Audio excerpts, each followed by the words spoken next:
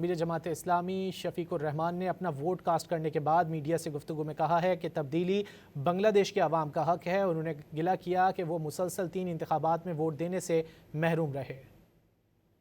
For Bangladesh. For you and for Bangladesh. Yes, it is a turning point, and we are waiting for that point. Inshallah, we people demand change, they desire change.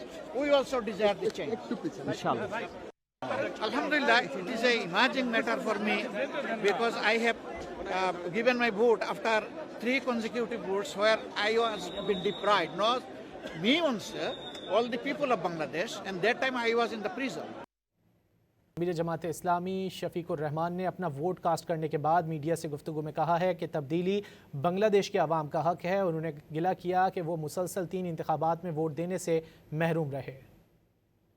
For Bangladesh. For you and for Bangladesh. Yes, it is a turning point, and we are waiting for that point. Inshallah, we people demand change, they desire change.